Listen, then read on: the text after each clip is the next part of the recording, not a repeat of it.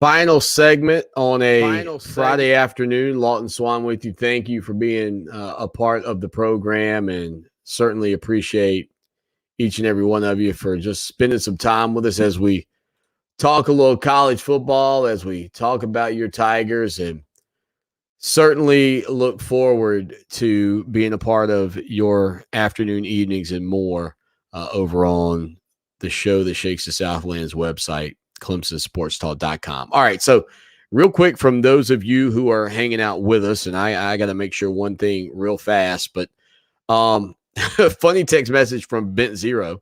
He says, great. So now I'm wondering if DJ is getting flustered by the second team defense after our conversation with Tommy Bowden in hour number one, since there's apparently no drop-off between the ones and the twos. That might be the third team defense if we listen to what Coach Tommy Bowden had to say. So it may not even be the second team defense. I honestly, had never really thought about. I mean, I guess you know about Jimmy Green Beans and Brent Venables playing quarterback for the opponent, but the reality of kind of walking my brain through what that looks like from a coaching standpoint is something I'd never really done. And schematically having the backups or the third stringers kind of running the looks of the opponent and that kind of being the thing, and only seeing maybe 15, 20 minutes against the starters is something that I didn't consider. Big Mark says, I'm working, man. No one's calling out Robbie Caldwell. O-line struggled the past few years before just right now. Your thoughts? Caldwell's name has come up quite a bit recently. And, I think that at some point you do get into this concern realm of how do you part ways with someone who's been so successful outside of hoping that maybe he decides that he wants to move on and retire. I mean, he's been coaching for 43 years, I believe is the number. I mean, Robbie Caldwell is 67. It's not to say he can't do a spectacular job. It's not to say that every bit of issue that Clemson's having comes back to Robbie Caldwell. But his name continues to come up in a lot of people's minds because of how the offensive line is doing. Now, they are a little bit banged up. They don't have the level of depth that they would have liked at this point. And whether it's been some misses on the recruiting trail or just injuries, et cetera, that have sort of exacerbated the issues, the offensive line hasn't been good. They'll have to be good this weekend against NC State, or else this game will be tighter than maybe you want it to be. I can tell you that. NC State's got a good defense, and I think that will not help this Clemson offense, which has been relatively stagnant this entire season. I mean, honestly, it didn't even I don't even remember being a part of the SC State game and going, yeah, that felt good. Like, it just didn't feel like what Clemson has felt like. All right, let's see. Preston chimes in. He says his prediction, 32-10 Tigers. Again, people buying that defense, doing a great job. Let's see. What else do we have here on the front of messages from you all before I give you my thoughts on the game?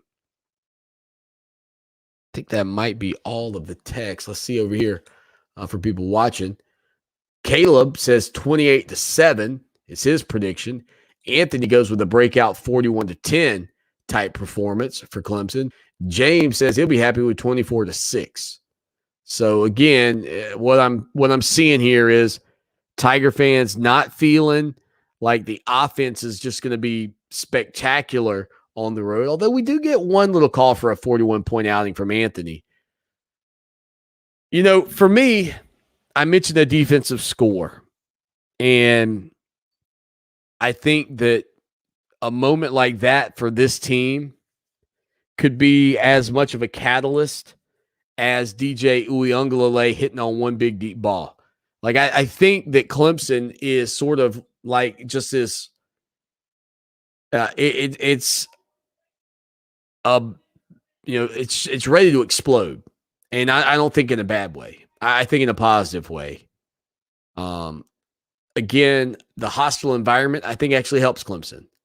I think that there's a lot of pressure to perform and perform well when your fans are quiet and expecting big things from you. And, while it wasn't a packed house on the road in South Bend, and yes, DJ didn't look great in the opener in a neutral site game against Georgia, this will have that enemy territory feel. I think that's a positive for DJ. I got to imagine Clemson's going to be better this weekend offensively than they were last weekend. So, again, look, I don't know that there'd be a game right now on Clemson's schedule I'd pick them to lose, but this is one of those where if they get into 40, that's great. Pushing 40 to me is going to be tough. I think that the opportunity is going to be there for the defense to maybe make some key plays, get some turnovers, create some scoring opportunities by field position to let Clemson put some additional points on the board. I'll take Clemson to win this game somewhere in the neighborhood of like 31-14.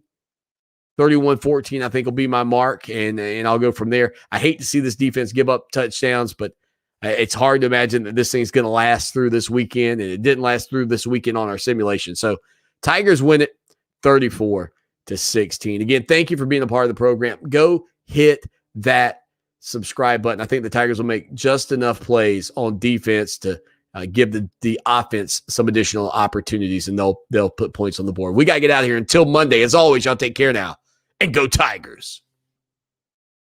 Clemson Sports Talk with Lawton Swan on Columbia's home for sports, Fox Sports Radio 1400.